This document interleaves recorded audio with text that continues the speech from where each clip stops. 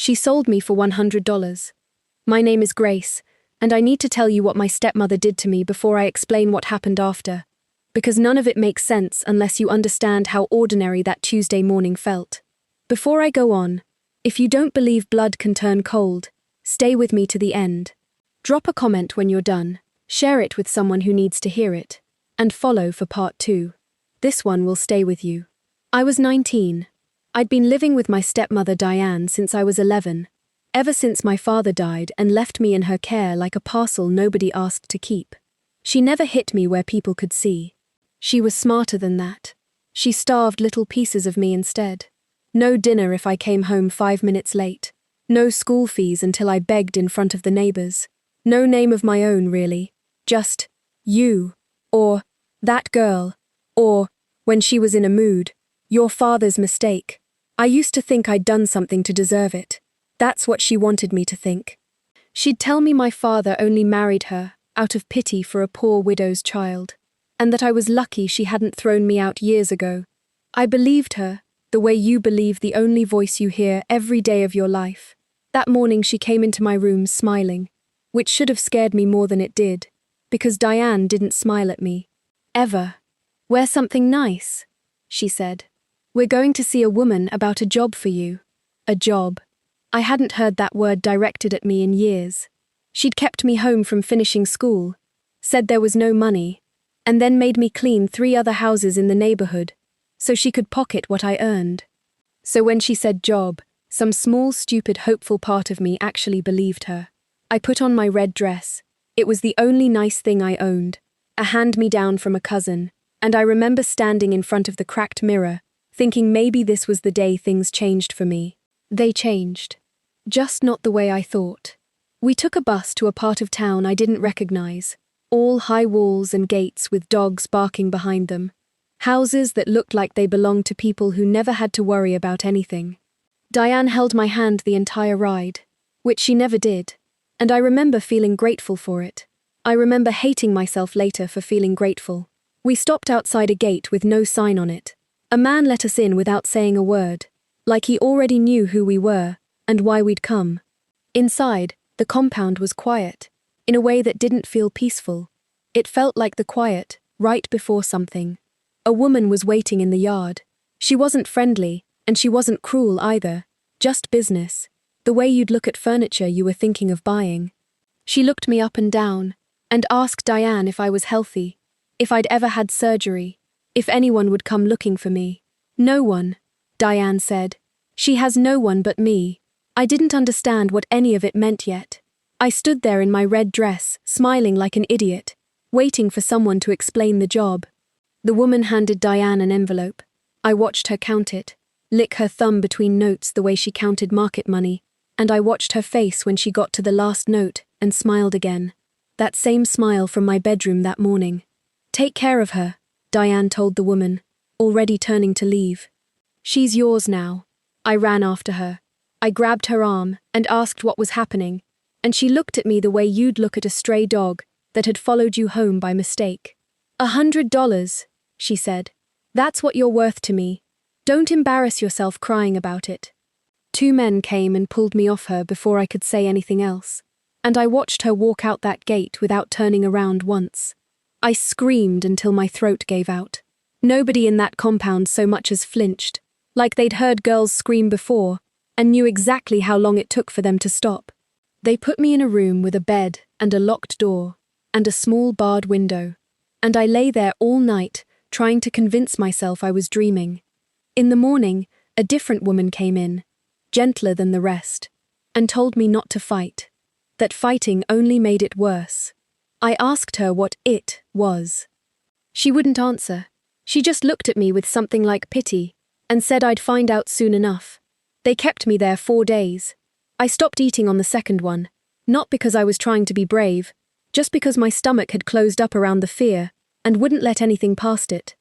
On the 3rd day, 2 men came and put me in a car, and that's when I saw a house I didn't recognize, with high gates and palm trees, and an old woman standing near the entrance with her arms folded, watching the men pull me out of the car the way you'd watch workmen carry furniture into a house you owned. I didn't know yet that she ran the whole operation.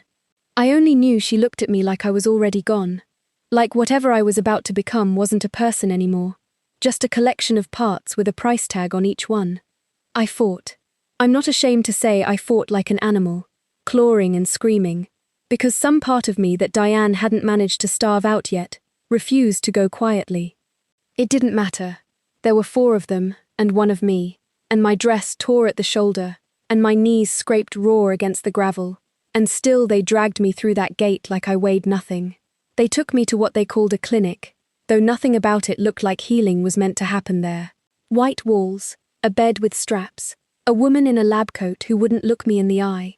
I remember the smell most, that sharp chemical smell, that meant something was about to be taken from me, and I had no say in it. Standard procedure, the doctor said to someone behind her, not to me. Full panel, before we proceed. Blood type, tissue compatibility, the works. I didn't understand the words, but I understood the sentence underneath them. They were checking to see what was worth keeping. They drew blood from my arm while I cried and begged and asked what they were going to do to me, and nobody answered, because to them, I wasn't someone you answered. I was inventory. I remember thinking about my father then, wondering if he'd have let this happen if he were still alive. And I remember hating him a little for dying and leaving me to a woman who could sell his daughter for less than the price of a phone. They left me in a small room after that, still strapped loosely to the bed, waiting on results I didn't know I was waiting for. I must have slept from exhaustion, because I remember waking up to raised voices outside the door, and one of them was the doctor, and she didn't sound bored anymore. She sounded frightened. The door opened, and 3 people walked in who hadn't been in the room before, dressed like they belonged somewhere much more important than that clinic. One of them was carrying a folder, and his hands were shaking. "Run it again," he said. "I want it run again before anyone touches her." They ran it again. I lay there, strapped to a bed, not understanding anything, except that something had shifted, that the air in the room had changed the way it does, right before a storm breaks. It took 2 more hours. 2 hours of me lying there, certain I was about to die, and then the door opened one final time, and a woman walked in, who looked like she'd been crying for a very long time, and she looked at my face like she was seeing a ghost. "Charlotte," she said. I told her that wasn't my name. She said it again anyway, softer, like she was trying it out to see if it still fit, and then she started crying properly, the kind of crying that comes from somewhere so deep it doesn't care who's watching. That's how I found out I wasn't who I thought I was.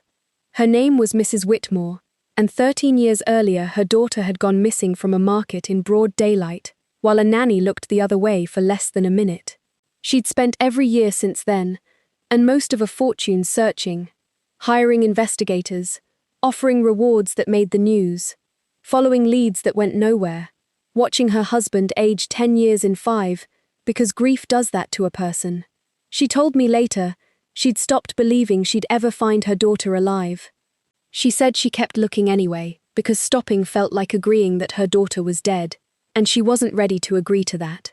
The DNA test that clinic ran on me to see if my organs were compatible with someone else's body turned out to match a private registry Mrs. Whitmore had submitted samples to years before, one of dozens of desperate long shots she'd tried, and mostly forgotten about. Someone at that clinic must have been careless enough, or maybe just greedy enough, to run my blood through more databases than they needed to, hoping to find an extra buyer. Instead, they found her. I don't remember much of the next hour clearly. I remember being unstrapped from that bed, by hands that were suddenly gentle. I remember someone wrapping a blanket around my shoulders, like I was something precious now, instead of something for sale. I remember Mrs. Whitmore holding my face in both her hands, and saying my name over and over, "Charlotte, Charlotte," like she was making up for 13 years of not being able to say it to me.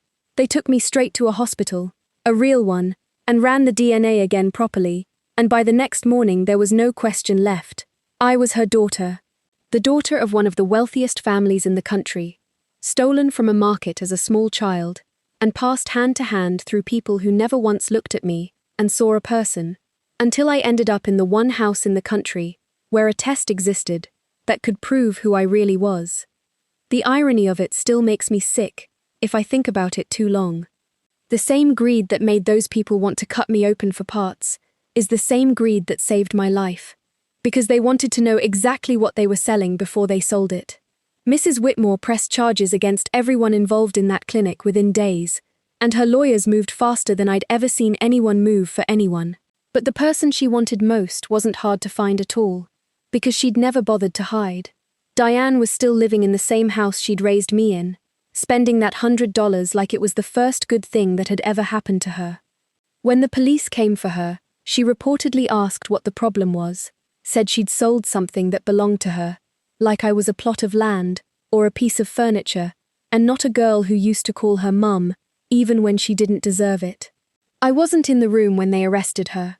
I heard about it after, from Mrs. Whitmore's lawyer, who told me Diane didn't cry and didn't apologize, just kept insisting she'd done nothing wrong because I wasn't her real daughter anyway, so what did it matter what happened to me? That sentence broke something in me that I didn't know was still capable of breaking. Not because I still loved her. I don't think I ever really did. Not by the end. It broke because some tiny part of me had still been hoping she'd feel something. Anything. Once she understood what she'd nearly caused. And she didn't. She looked at the woman prosecuting her the same way she'd looked at me my whole life. Like I was an inconvenience she'd finally gotten rid of, and now regretted only because it had cost her. She's in custody now, awaiting trial, and from what I understand, the charges against her are serious enough that she won't be seeing daylight again for a very long time. The clinic has been shut down. The doctor who drew my blood without asking a single kind question is facing charges too, along with everyone else who touched me in that place, like I was already dead weight. I live with my mother now, my real mother, in the house she kept for 13 years, exactly the way it was the day I disappeared. Like some part of her always believed I'd walk back through that door. My old room is still there. My old toys are still there. There's a version of me frozen at 6 years old all over that house, and I'm learning how to become her again, while also being 19, and having seen things a 6-year-old never should have had to imagine. Some nights I still wake up thinking I'm strapped to that bed in the clinic, waiting for someone to decide which parts of me are worth keeping. My mother sits with me on those nights, and doesn't say anything, just holds my hand until my breathing slows down. And I think that's when I finally understood what 13 years of searching does to a person's patience. She has all the patience in the world for me now. She's spending it like she's making up for lost time, because she is. I think about Diane sometimes, not with hatred exactly, more with a kind of tired disbelief that a person can look at a child for 8 years and see nothing but $100 waiting to be collected. I used to wonder what was wrong with me that made her treat me that way. Now I know the truth was simpler and worse. Nothing was wrong with me at all. Something was just always wrong with her, and I happened to be standing close enough for it to land on. My father, my birth father, cried the first time he saw me. A grown man, who I later learned had barely left the house in the early years, after I went missing, convinced somehow he could have stopped it if he'd just been standing in a different spot that day. I told him it wasn't his fault. I don't think he believes me yet. I think it might take him as long to heal as it took my mother to find me. I go to therapy twice a week now. It helps some days more than others. There are still moments where I catch myself flinching when someone touches my arm too fast. Some echo of that needle, and that chemical smell, and that room where I wasn't a person, just a body, waiting on a decision. My therapist says that's normal, that it'll fade with time. And I believe her the way you believe someone whose job it is to make you believe good things again. What I keep coming back to, though, is how close it all came to going the other way. If that doctor hadn't been greedy enough to run an extra check, if that registry hadn't still had my mother's sample sitting in it after 13 years, if any one of a dozen small things had happened differently, I wouldn't be here writing this at all. I try not to think about that too hard, because it makes the ground under me feel less solid than I need it to feel right now. But I am here. I have my name back, my real one, and a mother who says it like it's the only word she's ever wanted to say, and a life that's starting to look like something worth waking up for. Diane is going to spend a long time somewhere, with no walls she gets to choose, thinking about the day she sold a 19-year-old girl in a red dress for $100, and I hope every single day of it, She remembers exactly what that girl's face looked like when she walked away without turning around. I'm not that girl anymore. I don't think I could be, even if I tried. If this story hit you the way it hit me writing it, drop a comment below and tell me what part stayed with you the most. Share it with 3 people who need reminding that blood doesn't make family and love isn't measured in money. Follow the page so you don't miss what happens when Grace finally faces her stepmother in court. That part's coming next.